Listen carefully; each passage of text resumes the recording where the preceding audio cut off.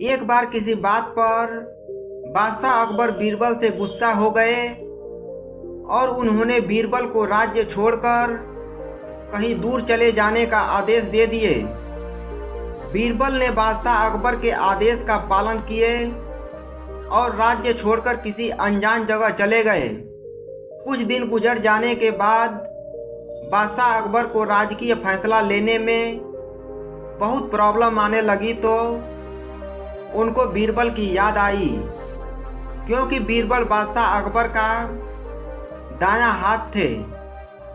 बीरबल के रहते बादशाह अकबर को कभी भी कोई प्रॉब्लम नहीं आती थी। अगर कोई प्रॉब्लम आती भी थी तो बीरबल उस समस्या का हल निकाल ही लेते थे। आखिरकार बादशाह अकबर ने अपने सैनिकों को बीरबल को ढूंढने के लिए भेज दिए। सभी सैनिक पहले बीरबल के घर गए, लेकिन बीरबल वहां नहीं मिले। बीरबल को इधर उधर ढूंढा गया, लेकिन किसी को भी बीरबल की खबर नहीं थी कि बीरबल आखिर कहाँ है। बादशाह अकबर बीरबल को किसी भी कीमत पर दरबार में बुलाना चाहते थे। आखिरकार बीरबल को ढूंढने के लिए बादशाह अकबर को एक उपाय सूझी। बादशाह अकबर पूरे राज्य में जितने भी गांव या शहर थे, उनके मुखिया को एक संदेश भेजवा दिए। संदेश कुछ इस तरह था कि सभी मुखिया को 1 महीने के अंदर एक घड़े में अक्लमंदी भरकर या फिर एक घड़ा हीरे मोती जेवरात से भरकर दरबार में जमा कराना होगा। दोनों में से एक काम करना जरूरी है, या तो एक घड़ा अक्लमंदी या फिर एक घड़ा हीरे मोती जेवरात से भरकर दरबार में जमा कराए। जो नहीं जमा करवाएगा उसको कड़ी से कड़ी सजा दी जाएगी। अकबर का ये संदेश सैनिकों द्वारा प्रत्येक गांव तथा शहर के मुखिया तक पहुंचा दिया गया।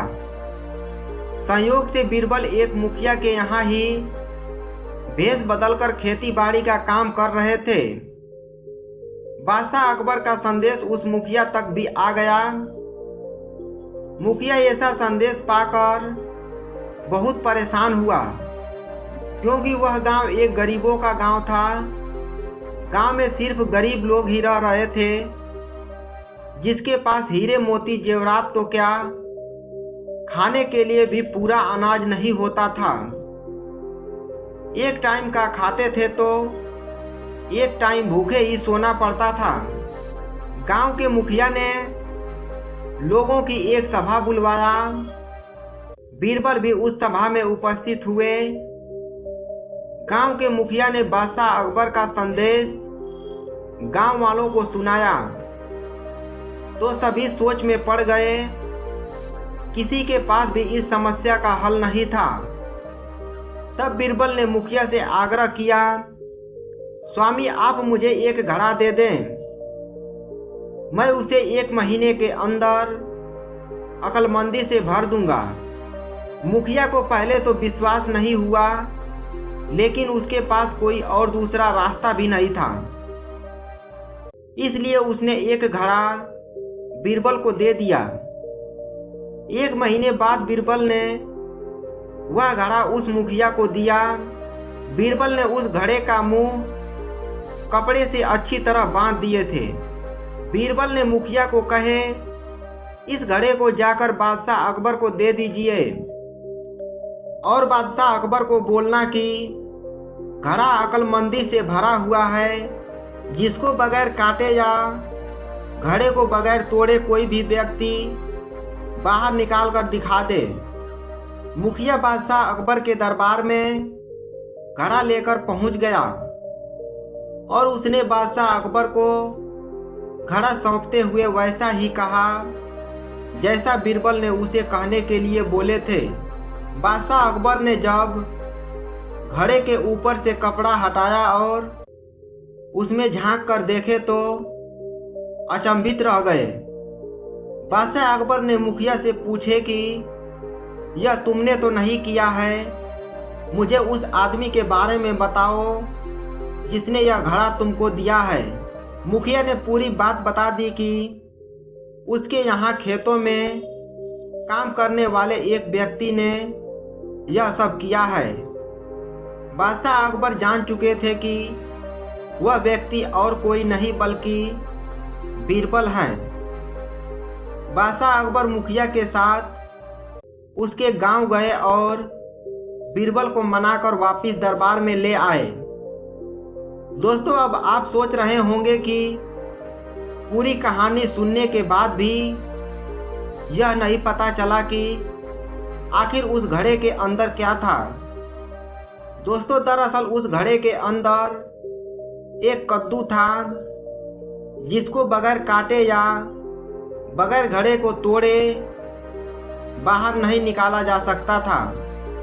दोस्तों, 1 महीने पहले उस घड़े के अंदर बीरबल ने एक टहनी पर लगे हुए एक छोटे से कद्दू को रख दिए थे। 1 महीने तक उस पौधे को बीरबल ने पूरी खाद और पानी दिया, जिससे वह छोटा कद्दू धीरे धीरे उस घड़े के अंदर ही बड़ा होता रहा। एक समय ऐसा आया जब वह कद्दू बिल्कुल घड़े के आकार का हो गया। अब वह कद्दू उस घड़े से बाहर ही नहीं आ सकता था। बीरबल ने उस कद्दू समेत उस घड़े को मुखिया को दे दिया था। इस तरह बीरबल ने अपनी बुद्धि से बादशाह अकबर के संदेश का जवाब दे दिया और बादशाह अकबर ने भी समझदारी से आखिरकार बीरबल को ढूंढ ही लिए। दोस्तों, इस कहानी से हमें यह सीख मिलती है कि समस्या चाहे कितनी ही बड़ी क्यों न हो, उसका हल हम अपनी समझदारी से निकाल सकते हैं। मुझे तो लगता है कि अगर जीवन में कोई समस्या है तो उस समस्या का हल भी है। दोस्तों, आज के इस वीडियो से 1% भी कुछ सीखने को मिला है तो वीडियो को जरूर लाइक करें। जय हिंद दोस्तों।